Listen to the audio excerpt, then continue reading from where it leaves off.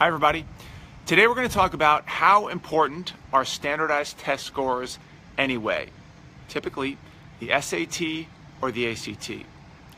That's what we're going to address today, particularly if you have a son or a daughter who's going into junior year.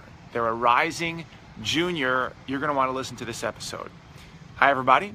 I'm Phil Black. I run an online mentoring program called PrepWell Academy, where I help mentor and coach rising freshmen, sophomores, juniors, and seniors make smart decisions about high school, about college, about careers, about majors, and about life. In this particular episode, we're going to hone in on something very specific, which is standardized tests.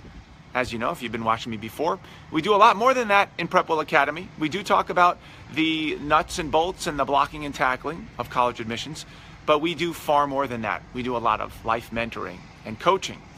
But in this particular episode, we're going deep, we're going in detail on standardized tests. Now, there is a movement out there where people who don't do particularly well on standardized tests, they don't take it at all. And they go to fairtest.org and they find a school that doesn't necessarily need or require either of those two tests to get into those schools. And it's a growing number of schools. There's quite a few of them. I think there's over 500 or so now.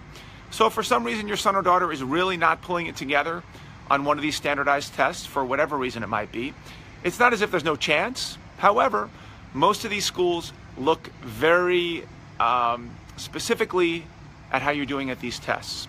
So if you are somebody who thinks they're going to use an SAT or ACT as one of their top 3 factors in getting into school, this is going to be important. Now, just to review, the top 3 factors are your GPA, your standardized test score, and the rigor of your coursework. Those are the big 3 that those colleges are looking at. So it stands to reason if standardized test scores, SAT or ACT, are one of the top 3 things that colleges look at, that it's something that you have to focus on, something that your student, your son, your daughter must focus on. Now, my PrepWellers, particularly the rising juniors, this is the time to focus on it, because they're going to be coming into school, they're going to be entering school in a few weeks. It's almost August. And the first SAT that they could potentially take, I think, is August 26th. And then there's one early September for the ACT. That's the one I want them to take. I'm not going to go into detail about that, about why that's the case. We've done that in previous episodes. You can go to my blog and check that out. But the important thing now is why. Why is the SAT and the ACT so important? I won't go into whether it's good or bad, or whether this is the right decision or the wrong decision, or whether the schools have it wrong and this is not a good indication of the ability of somebody or how well they're going to do outside of school. That's a topic for a different day. The fact is, schools look at your SAT and ACT scores. That's the reason you have to focus on it if you want to go to a mainstream college. And the reason that it's important is because they will screen by standardized test scores. So I tell my PrepWellers, if you're blowing this off, or you're telling yourself that you're not a good test taker, or you're procrastinating because you're nervous about it and you haven't quite gotten going on it yet, that's going to be an issue, because you could be great at a lot of other things, whether it's extracurriculars or sports, have a great rigor of your classwork, have a high GPA, and if you don't deliver the goods on the standardized test scores, you're not going to make it past the initial screen, the initial filter.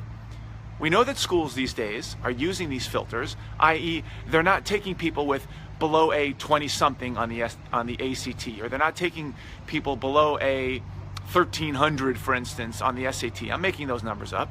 But there are schools that have to put these in place. Schools have to put these screens in place because they have so many applications, they can't possibly go through each one of them and look at the student as a whole student.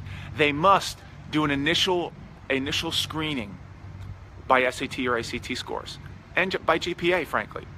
So that's why it's important. You want to be in the game. You want to be in the discussion to get into most of these schools. And if you're not delivering on that score, you just won't even make it. I don't care what the GPA is. I don't care how rigorous the classes that you've taken are.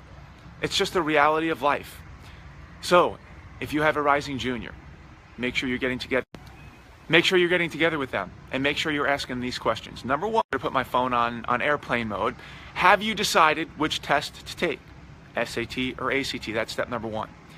You can do that by taking a practice of both tests, figure out which one you do better on, figure on one that is that you're more comfortable with, and there's a scale that you can figure out which one of those tests you do better on. Third thing is figure out the plan. How are you going to study for that test? Are you going to do it by book? Are you going to have a private tutor? Are you going to go to a classroom? Are you going to do it by Khan Academy? Figure out what the mode of studying is going to be. And then lastly, put together the plan that gets you all the way through that first SAT or ACT in the beginning of junior year. Now, you can go to my blog and figure out why that's so important. I won't go through all the details now. You know, the very rough sketch is that you want to be able to recover if you don't happen to do that well on it. You also don't want to be studying for the SAT and the ACT during junior year. Too many other things going on.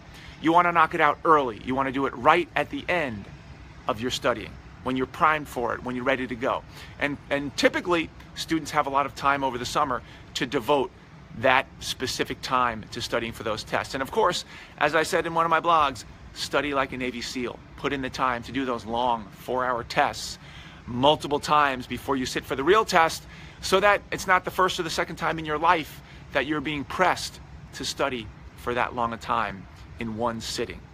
So I hope this is helpful. If this is helpful to you, please pass it on to other people who might have a rising junior, who might be interested in these types of things, college admissions, how to prepare for the admissions the process, whether it's a freshman, junior, sophomore, senior, whatever it takes. Go to PrepWellAcademy.com, sign up for our newsletter. If you're interested in goal setting for the summer, we have a great goal setting worksheet I can send to you based on the specific year your son or daughter's in. Go to PrepWellAcademy.com/P/goals. So, in summary, for this particular message, make sure your son or daughter is not blowing off standardized tests.